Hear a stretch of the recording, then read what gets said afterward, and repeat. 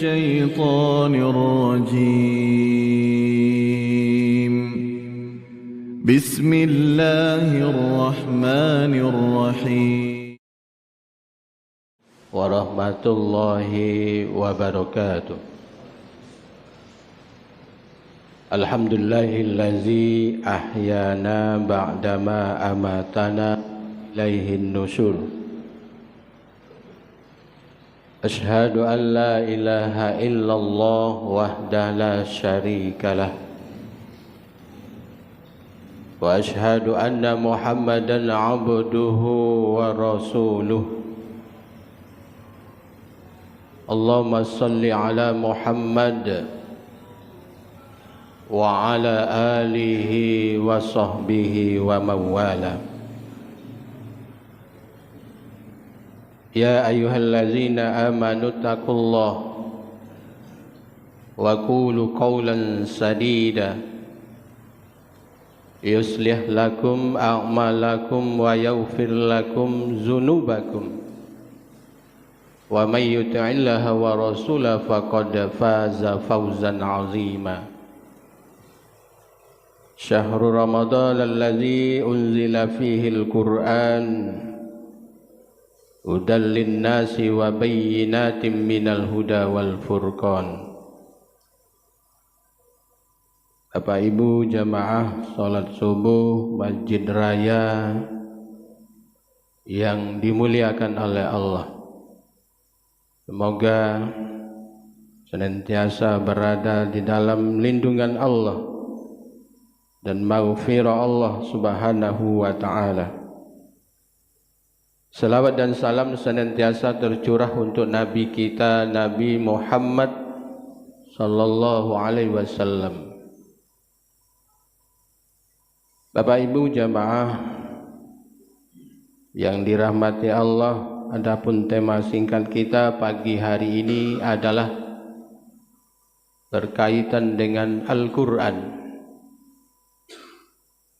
Al-Quran adalah kalamullah, firman Allah, kata-kata Allah Subhanahu wa ta'ala yang diturunkan melalui malaikat Jibril dari Lauhil Mahfuz ke langit bumi ini. Diturunkan secara beransur-ansur selama 23 tahun. Di Al-Quran diturunkan oleh Allah bukan secara utuh 30 juz, tetapi berturun oleh Allah secara beransur-ansur selama 23 tahun. Yang jelas kita bahwa Al-Quran adalah petunjuk, pedoman, acuan dalam menjalankan hidup dan kehidupan ini.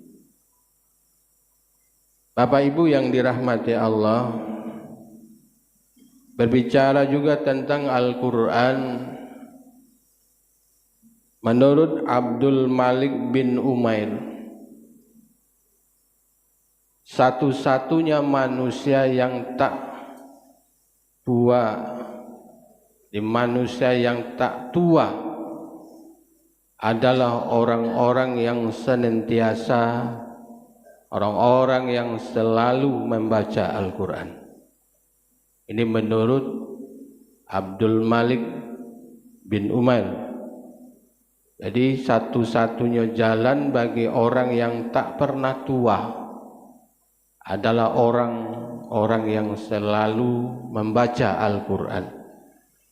Makanya tiada hari tanpa membaca Al-Quran, membuka Al-Quran. Walaupun tua masih bisa ada waktu membaca Al-Quran. Bukan sisa-sisa waktu membaca Al-Quran, tetapi sediakan waktu untuk membaca Al-Quran. Bahkan dia juga mengatakan bahwa manusia yang paling jernih akalnya, otaknya, pikirannya adalah orang atau para pembaca Al-Quran. Kalau jernih, itulah tanda-tandanya orang pembaca Al-Quran. Berarti kalau otaknya kotor, karena dia jarang baca Quran, bahkan tidak pernah baca Al-Quran. Jadi kalau mau pikiran kita jernih, akal kita jernih, bersih, maka bacalah Al-Quran. Yang kedua, menurut Imam Al-Qurtubi, bahwa siapa yang membaca Al-Quran, maka Allah akan menjadikan ingatannya segar, walaupun umurnya sudah mencapai 100 tahun. Jadi walaupun umurnya lebih 100 tahun, ingatannya masih kuat, ingatannya masih segar. Ini menurut pendapat-pendapat orang-orang yang selalu mencintai Al-Quran, bersama dengan Al-Quran. Bahkan juga banyak riwayat mengatakan, selalulah engkau setiap hari Jumat membaca surat Al-Kahfi, bukan saja surah Yasin. Ya, dianjurkan kita baca surah Al-Kahfi pada hari Jumat. Tidak tuntas pagi ini, tuntaskan sampai menjelang waktu asar. Tak ada tidak tuntas bacanya. Sekali duduk baik, kalau kita sudah terbiasa, insya Allah selesai. Asal ada kemauan untuk membuka Al-Quran. Apalagi kalau hafal pada nian, sambil duduk-duduk baik, 5 menit selesai. Jadi kalau belum hafal, bagi kita buka Al-Quran, paksa diri kita ini untuk bisa membaca Al-Quran, terutama hari Jumat ini membaca surat Al-Kahfi. Bahkan juga ada yang mengatakan orang-orang yang sudah tua, usianya lanjut, pikirannya masih jernih, otaknya masih sehat, ditanya apa resepnya. Nah, ternyata mereka dibiasakan setiap hari Jumat membaca surat Al-Kahfi. Apalagi menjelang tidur. Menjelang tidur ini, setiap menjelang tidur, bacalah surat Al-Mulk. Bacalah surat Al-Mulk yang hanya 30 ayat. Senantiasa dibacakan. Al-Quran itulah yang selalu mengingatkan kita. Al-Quran itulah yang selalu menggandeng, melindungi kita. Makanya kita banyak-banyaklah membaca Al-Quran. Tidak hanya kita ni nak nyari khusus surah Yasin. Tak ada khusus-khusus. Allah menurunkan 30 juz, 114 surat. Bacalah galau-galau. Bukan nak Yasin baik. Di Indonesia inilah Bapak Ibu, ada yang namanya buku Yasin. Tempat lain dia kata, pergilah ke Mekah sana. Ya, hati di sana itu buku Yasin. Di Indonesia inilah. Ya, mudah-mudahan jangan kita tebang pilih membaca ayat-ayat Allah adalah Al-Quranul Karim. Yang kedua Bapak, yang ketiga, menurut Imam Besar Ibrahim Al-Maqdisi, dia berkata kepada muridnya, apa wasiatnya Imam Besar Ibrahim ini kepada muridnya? Wahai muridku, perbanyaklah membaca Al-Quran. Jangan pernah meninggalkan membaca Al-Quran. Karena sesungguhnya setiap yang kamu inginkan, setiap yang kamu hajatkan akan dimudahkan setara dengan Al-Quran yang kamu baca. Jadi kalau kita punya hajat apa yang kita inginkan, apalagi sering membaca Al-Quran, keinginan kita akan dimudahkan setara dengan Al-Quran yang kita baca. Berikutnya Bapak Ibu, menurut Ibnu Saleh, dia mengatakan bahwa para malaikat tidak mempunyai keutamaan untuk membaca Al-Quran. Jadi malaikat saja tidak mempunyai keutamaan dalam membaca Al-Quran. Makanya para malaikat bersemangat untuk menyimak, mendengarkan apa yang dibaca oleh manusia. Jadi kalau kita baca Quran Bapak Ibu, para malaikat menyimak, mendengar dengan bersemangat. Bukan tak kati yang mendengar, yang menyimak walaupun kita dewek, walaupun hanya dibaca dengan tidak suara keras, malaikat tetap bisa mendengar, menyimak apa yang kita baca.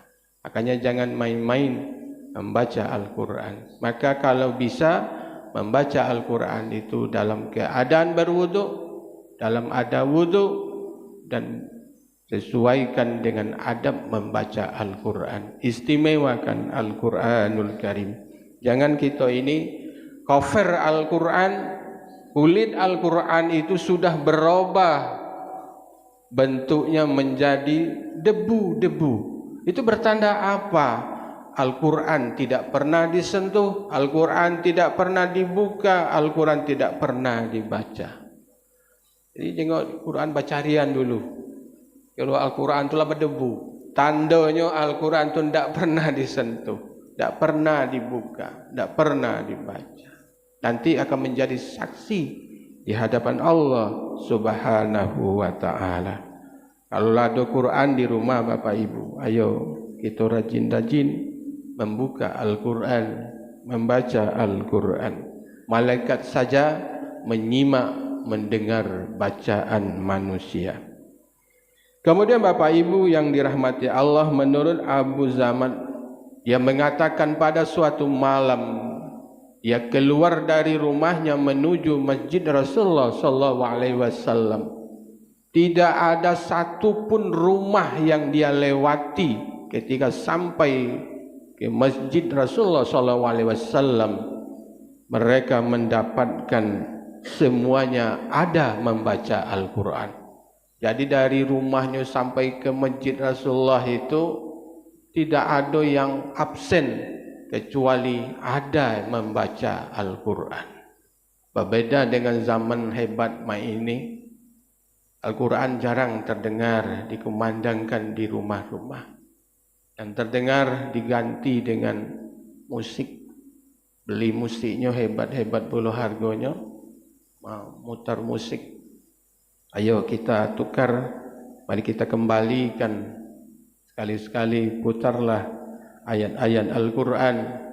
Kapan perlu kita yang membaca, memperdengarkan kepada isi rumah itu. Jangan jadikan rumah kita bagaikan kuburan.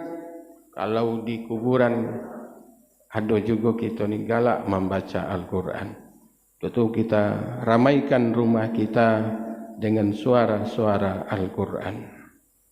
Bapak Ibu yang dirahmati Allah, dan juga menurut Syekhul Islam Ibnu Taimiyah mengatakan, apa kata Ibnu Taimiyah?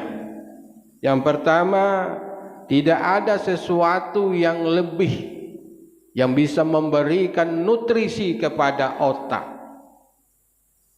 kesegaran kepada jiwa, kesehatan terhadap tubuh, dan juga kepada membahagiakan kehidupan. Apa katanya? Melebihi dari orang yang selalu membuka kitab Al-Quran. Jadi otak kita ini segar, ada nutrisinya, jiwa kita ini bersih, badan kita sehat, kebahagiaan datang. Itu bertanda orang-orang yang senantiasa membuka kitabullah Ta'ala. Mari kita biasakan untuk membaca Al-Quran. Untuk itu kata Ibnu Taimiyah mengatakan, maka bergantunglah kamu kepada Al-Quran. Kenapa? Karena di Al-Quran itu akan mendapatkan keberkahan. Jadi jangan senyap rumah kita dari membaca Al-Quran. Sisihkan waktu kita untuk bisa bersama-sama dengan Al-Quran. Apakah sudah maghrib, apakah sudah isya, menjelang subuh, sudah subuh, barang sehalaman atau 2 halaman. Tapi mungkin barangkali karena kita ini tidak terbiasa, ya lewat baik tanpa membaca Al-Quran. Bahkan terakhir menurut ahli tafsir mengatakan, manakala kita ini menyibukkan diri kita dengan membaca Al-Quran, kalau kita sibuk diri kita ini dengan membaca Al-Quran, maka kita akan dibanjiri oleh sejuta keberkahan dan kebaikan di dunia ini. Jadi kalau kita sibuk, bukan sibuk mengurus aib orang lain, sibuk mengurus orang lain, lebih baik kita menyibukkan diri kita dengan Al-Quran, bersama dengan Al-Quran. Jadi tidak patut, tidak layak kita ini apalagi lah tua-tua nongkrong-nongkrong di mana itu, di bawah pohon kayu ada tempat duduk di situ, ceritalah meribah-ribah, ya, tahan berjam-jam itu, ya. Kalau ibu-ibu kalau di rumah-rumah itu datang kawan sekok cari apa itu, datang kawan sekok lagi ceritanya dari A sampai Z, siapa pun yang lewat diceritai. Apalagi bulan puasa ni, hati-hati, mari kita menahan diri kita kecuali untuk hal-hal yang perlu kita bicarakan, yang perlu kita dengarkan. Mudah-mudahan Bapak Ibu kita diberi hidayah, diberi taufik oleh Allah untuk senantiasa bisa bersama dengan Al-Quran, membaca Al-Quran, dan kapan perlu kita bisa memahami Al-Quran dan juga bisa mengamalkan isi-isi Al-Quran. Kan sekarang ini banyak penghinaan-penghinaan, penistaan-penistaan terhadap pesan-pesan yang ada di dalam Al-Quran itu sendiri. Hanya apa? Walaupun Al-Quran katanya kita dengar dibakar, diinjak dan sebagainya, itu merupakan penistaan. Apakah bukan itu merupakan penistaan terhadap Al-Quran? Seperti orang melakukan zina biasa saja, orang melakukan pembunuhan, menghilangkan nyawa enteng begitu saja, apakah itu bukan penghinaan, penistaan terhadap Al-Quran itu sendiri? Itu yang sebenarnya. Tapi apabila kita Al-Quran diinjak-injak, dibakar oleh orang, memang satu sisi merupakan penistaan terhadap agama. Tetapi jauh dari itu, penistaan terhadap Al-Quran adalah bahwa isi Al-Quran itu diinjak-injak oleh manusia, khususnya adalah orang-orang Islam itu sendiri. Mereka tidak galak, tidak mau untuk menikah, tapi ingin hidup bersama berdua tanpa melalui pernikahan yang resmi menurut agama kita. Mereka mau bergaul tanpa melalui hubungan dengan pernikahan. Maka terjadilah yang namanya hal-hal yang dilarang oleh agama. Itu yang dikatakan sebenarnya hakikatnya penistaan terhadap agama. Termasuk Allah memerintahkan kita ini, ibu-ibu, menutup aurat kita. Tetapi kita suka membuka aurat kita. Itu merupakan suatu penistaan terhadap ayat-ayat Allah Subhanahu wa taala. Jadi Al-Quran tidak hanya dibaca, senang dibaca, senantiasa mari kita tunduk dan patuh untuk melaksanakan apa yang dipesankan di dalam Al-Quran itu sendiri. Mudah-mudahan Bapak Ibu melalui kajian singkat subuh ini menjadi penyemangat bagi kita, sebagai motivasi bagi kita untuk senantiasa menyediakan waktu bagi kita untuk bisa bersama dengan Al-Quran. Nah, inilah hari kedua di dalam Ramadan sudah berapa lembar itu membaca Al-Quran. Kalau Yunian kita cinta dengan Al-Quran. Aku belum baru sebaris, baru sehalaman.